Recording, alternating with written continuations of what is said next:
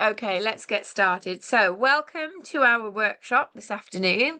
I'm Sarah. I work with Teach2030, and today Thande from South Africa is going to be co-hosting this workshop on the importance of lesson planning.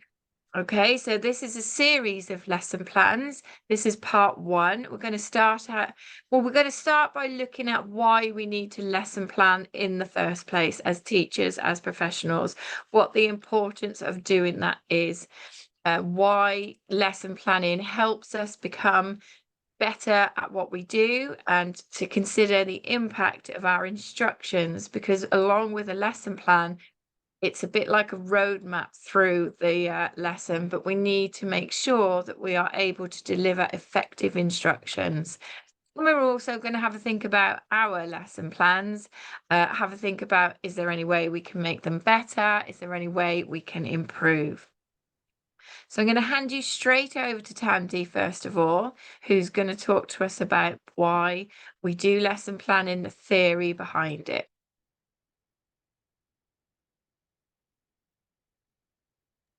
I prepared, but I'm so I'm a bit flustered here, but I'll be fine. Good afternoon. According to my timeline, it's in the afternoon. Those who are in the morning, let me just say hello to everyone.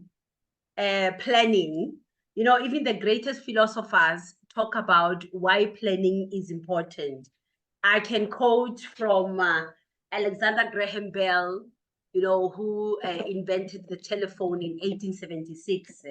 He says here that before anything else, preparation is the key to success.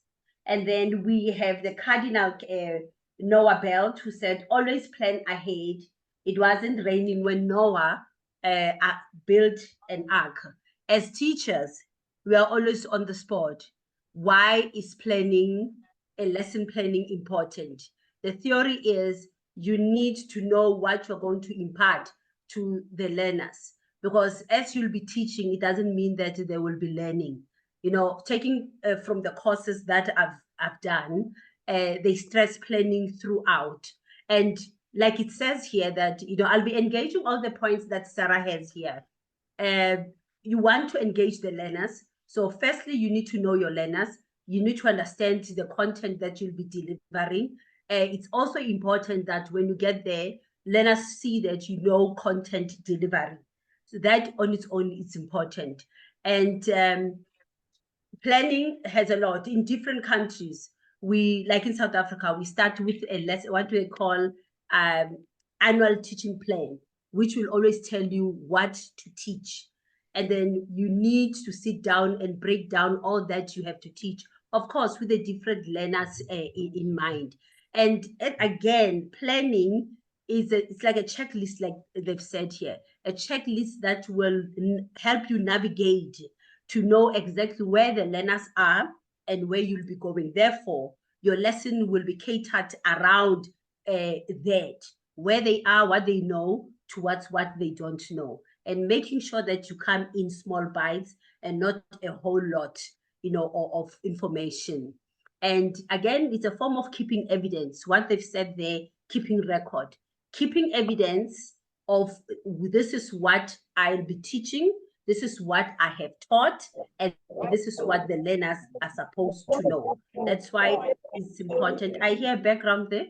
That's why it's important to plan. Do you understand? Lesson planning also, it says somewhere that it guides us. It guides us through the process of learning.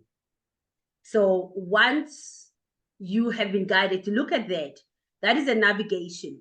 It is not about only the starting point, the end. You have the starting point, you have the journey, and you have conclusion. But with the lesson plan, it will show you how learners navigate, how they journey through a certain concept, a certain topic, whether are they moving with you, or are they slowing down. So hence learning is important, and you check the process thereof. And as you'll be planning your lessons, remember there are objectives that will also be guiding you as to what is it that you need to achieve at the end, of either at the end of the lesson or throughout the journey of the lesson. And remember, colleagues, you need to award or to reward as they journey. We have different learners who struggle. So you need to make sure that as they get through this journey of learning, you need to encourage them, to encourage more. I love the concept of having, you know, that wiggled road. It says it won't be easy for others, but at the end of the day, you will be guiding them. And then after reflection, we call it in my workspace, we say lesson plan. It is where you unpack your TDR, your TED-R, your teaching, your assessment, your diagnostic, your reflection, and your reteaching. So that's why it's important that you plan. Absolutely. How do you plan your totally lesson? Agree. Pardon? Just completely agree with you about the significance and importance of planning lessons and why we do it.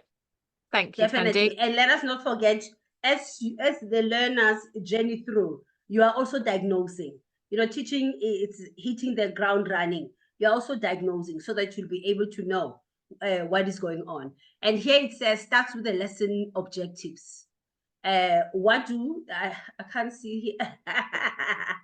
What do you want your learners to achieve? That is very important. That is very important. Every lesson, you know, what is it that you want them to achieve? Whether it's visual literacy, you want them to achieve the skill of reading nonverbal communication and, you know, being able to interrogate it into words and so forth. And we have now the objectives. They say keep them, they must be specific, measurable, achievable, relevant, and timelessly. And that's what SMART is. They must be able to follow. In other words, they must be able to follow the instructions. They must not be too worded. A lot of instruction makes it difficult for even us adults to follow instructions. Here we are to explain meaningful and learning objective I'm running. To explain the meaning of an adjective, for example, and how it's used correctly. Begin with the do it now activity. These are some of the strategies that you can use, particularly when you have large classes, in order to control them. No, you can start with do it now. It means that when you come in, they stop whatever they're doing. They become, because controlling a big class is it's hard. You can have the best lesson plan ever, but if you can't control your class, if you have the worst management, classroom management ever, you won't even be able to achieve whatever that you've set out to achieve. So try and use these skills. Do it now. They know that they drop. It's like drop and do it now. And you give them time to make sure that they focus on in our last class. So when you say do it now, the instructions must be clear. That means specific. Prepare a set of activities. There it says there, I'm not going to read out for you. I'll just integrate with that. And all these you can achieve if you have planned. You have planned. Do it now. No hands up. You know, turn talk. You know, where they learn to talk very softly to the person next to them. But you need to make sure that you are forever on point. You are forever on point. Finish the summary assessment and all that. But at the same time, you are reflecting. You are teaching, you are assessing, you are diagnosing. And when you start reflecting, you reflect with your learners. You don't reflect alone. When you ask them, you know, today's lesson, what did we do? Nothing like, do you understand? I was a learner. If after lunch in the afternoon, when the teacher says, do you understand? I'm going to say yes, because I want the teacher to be out of my face. So make sure that the questions that you set for your lesson plan, for the topic that you would have planned for the lesson, they are in line, they are specific, they ask for something, whether it's something that can help them with the skill of reading and viewing, vocabulary, language structures and conventions and all that. They should be in line. Nothing like, are we together? Do you understand? Let us move on. When they write an assignment, I'm sorry, an activity based on the lesson that you would have taught, I'm telling you, the results will not be as compelling as you want them. They will show you that we did not understand. We just say we just gave you what you wanted us to, what you wanted from us. We'll say what you want to hear. How do you plan your lessons? That's how you plan them. Effective instructions. I had notes. Oh my goodness, I'm a visual person. I believe in notes. Instructions. Do not use too many words. You know, a two-worded instruction loses our learners somewhere. Make sure that your instructions are short, are direct, are specific, and are relevant, just like what SMART is. When you give an instruction, you must have SMART in mind and the objectives that I give them this instruction because at the end of the day, when I reflect, I needed them to have done what? To have achieved the following. The following. So it's important that you are clear. Do not come with big words. Do not. Simple language. There is a course here called Language for All Learners. I think something like that. I've done that. Effective language that you can use in the classroom. What we call a diction that is appropriate. Meta language that is appropriate for the learners in order for them to understand. Like I said, I've mentioned it there before it came out. Keep it short, concise, clear, and simple. These are the effective instructions. I've mentioned, I think I'm way ahead, Sarah. Instructions, like I said, that if it's something that needs to be broken down, make sure that it's also manageable, as it's been said here. And you check. I always say that as a teacher, you are not paid to stand right in front of the classroom and not walk through the class to check what is going on. There might be learners who do not understand these instructions. And here it is. Imagine learning to drive a car.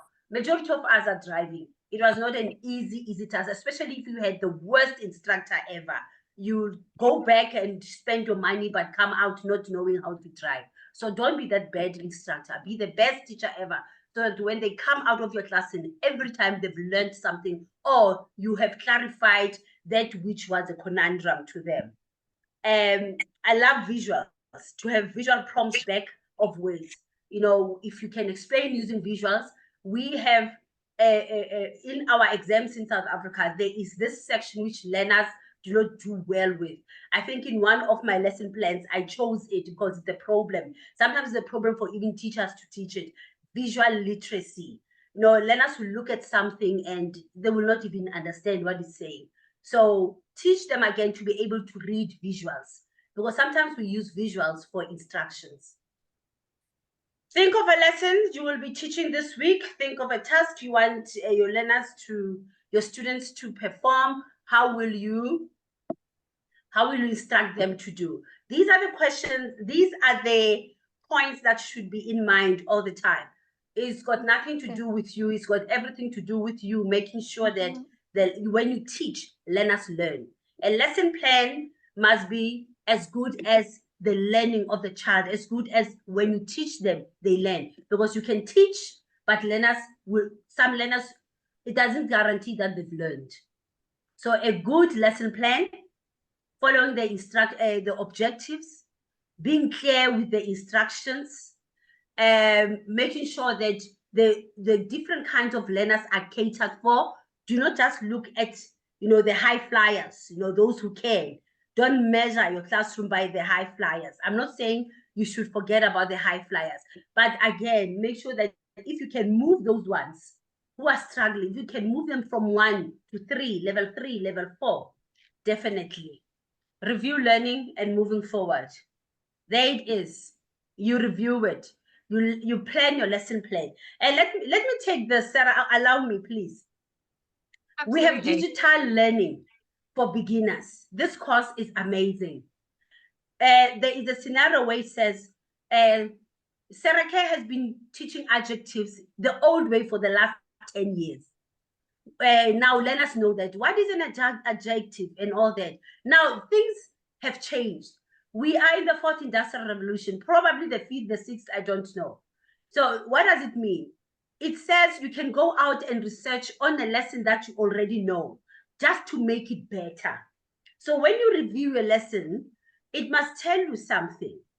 And you need to be honest and objective that, you know what, I think it misses something. And the learners, I'm telling you, the minute they start yawning about the same thing over and over, probably you taught their sisters and cousins 20 years ago, and you'll be teaching the same lesson the same way.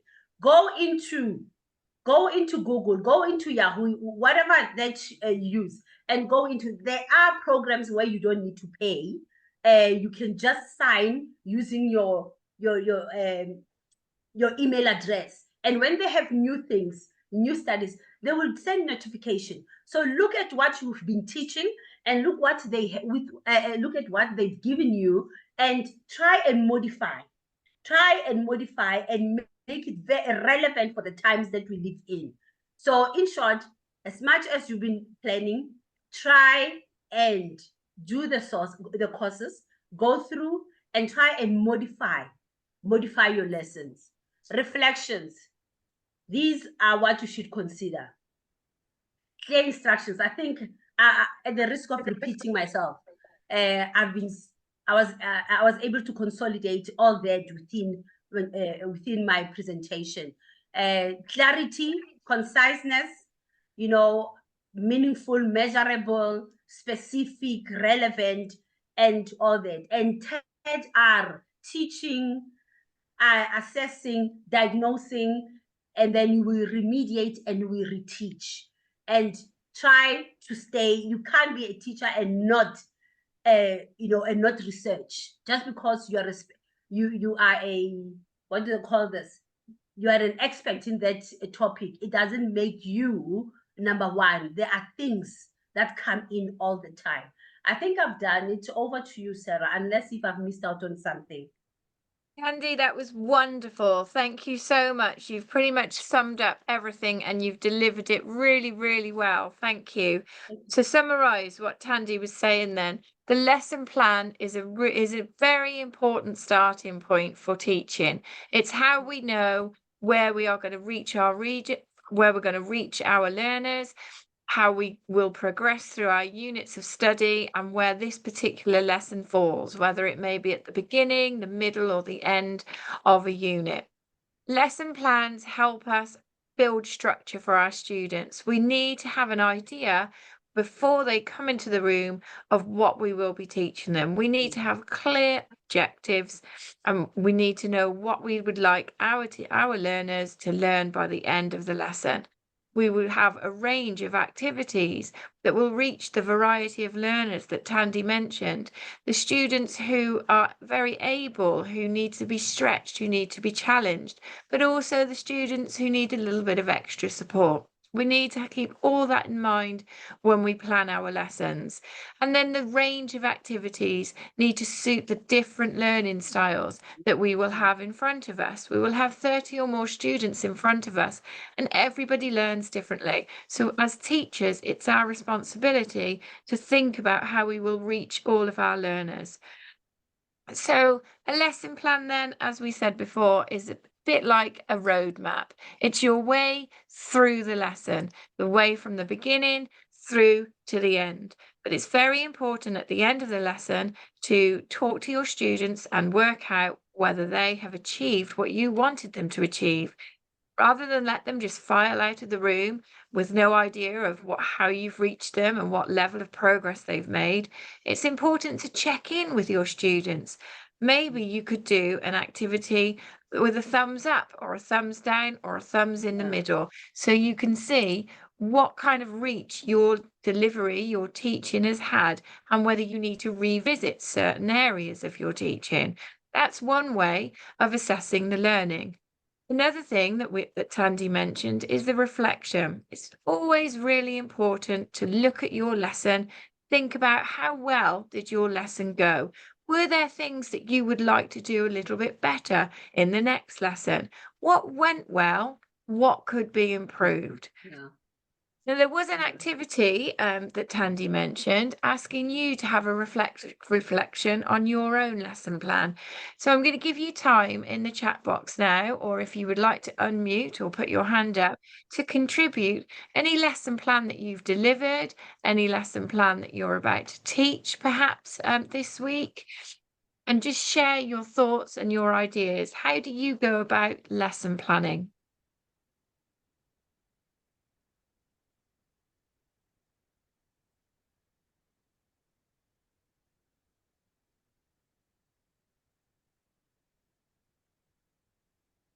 Boris, you've got your hand up. Fantastic to see. Please unmute and tell us about your lesson planning. All right, thank you, Sarah. Can you hear me? Yeah, a little bit quiet, but yes, we can hear you. All right, I think my mic is a little bit far from me. Okay. Hi, everyone. Thank you very much, Thande. I just want to iterate. I was just reflecting on my own session plan, which I've used. You know, we're on holidays now, and I just want to share a little experience. Now, you mentioned about the objectives. I just want to stress that objectives should be SMART. We should set SMART objectives straight to the point. And then my structure says I should also have a range of activities, which should be differentiated. So if you're putting activities for your lesson, for your planning, there should be activities that correspond to the different objectives. Your activities should be addressing the objectives you have put, you have stated at the beginning of your lesson. Then as you move along, Thande said we should appreciate. She said we should encourage as we move along. And as we are encouraging, we can only encourage when we do formative assessment. So I think that formative assessment is very important. Now, in this particular lesson that I delivered, I had some issues and I had a recommendation. Now, the structure of lesson planning may vary from one country to another, depending on your system you're using. But generally, I think that a session plan should also include time factor, allocate time, because most of the time you try to meet all the objectives, but the required time, because maybe you have attend one or two students in class, you could not meet up. So it's always good to allocate time and try to respect it. And also mention your lesson plan with the teacher's activity as well as the learner's activity. And also make sure you have your resources that you're going to use.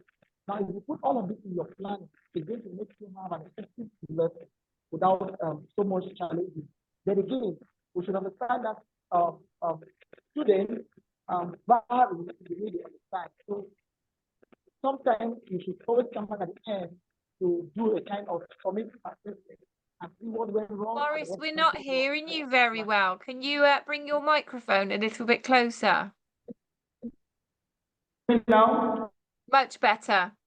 Much better.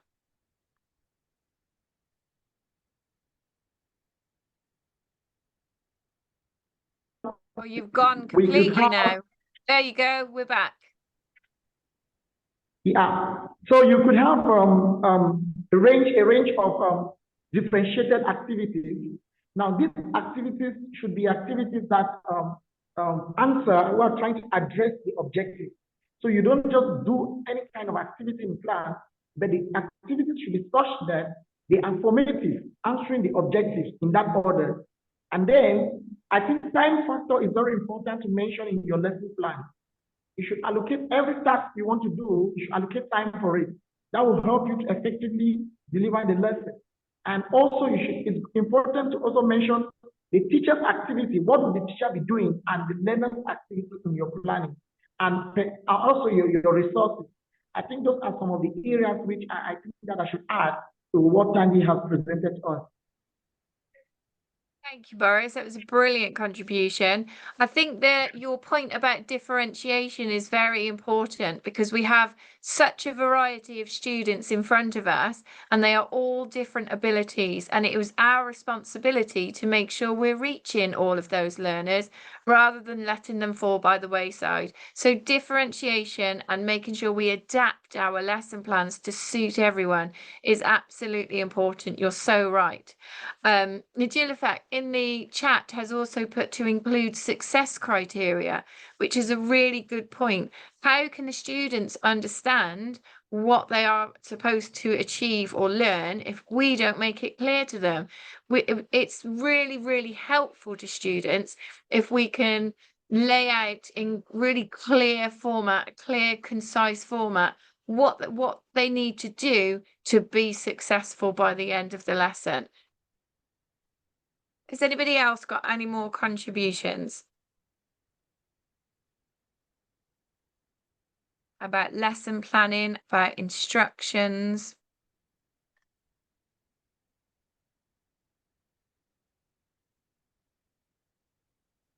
Well, I know that we've run on slightly, bit longer than the 15-minute workshop, but that's absolutely fine. Everything that everybody has said is extremely valuable and extremely important. Now, I've said at the beginning that this is part one of a series based on lesson planning. So the next workshop next month will be part 2, and in September will be part 3. We're going to be looking at how to deal with different classes, how to deal with larger classes, which I know is a frequent question that comes up.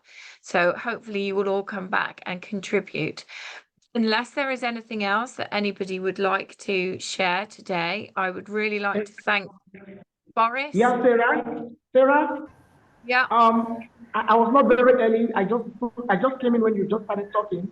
I just want to welcome the teachers from Cameroon. A number of them joined in today as a result of the tour. So I'm really happy to see them online. So I just thought I should mention. Absolutely, Boris. Thank you for that.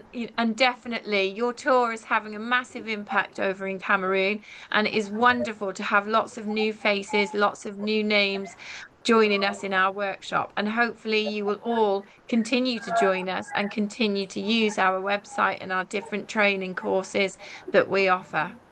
We're always at the end of the email, so if anybody needs any help or support with anything, you can email myself or Alex or Adam or Betty. We're here to help you and support you in your teacher delivery, your professional development. Thank you. I'm going to say thank you again to Thande for delivering the wonderful workshop with the really important information and direction on how significant lesson planning really is. Hugh, I can see that you've just put in the chat that a supporting icebreaker is an imperative. Absolutely right. I think we all agree that an icebreaker, a warm-up, a do-it-now activity is a very effective way of beginning a lesson, settling our students down and getting everyone focused. So thank you again for joining us for this workshop, the first one in exploring the importance of lesson planning. I look forward to seeing you next month, where we will explore this a little bit deeper and a little bit further. I'm going to close for today unless anybody's got anything else that they would like to add. Thank you. Thank you, James. Thank you for joining us. Thank you, everybody who came today. Thank And you, I Sarah. wish you a great day. Thank you. Thank you, Thank you very Thande. much. We Thank appreciate you it. and goodbye. Goodbye. Bye. Lovely day. Bye. Thank you, Bye. everyone. Have a wonderful day.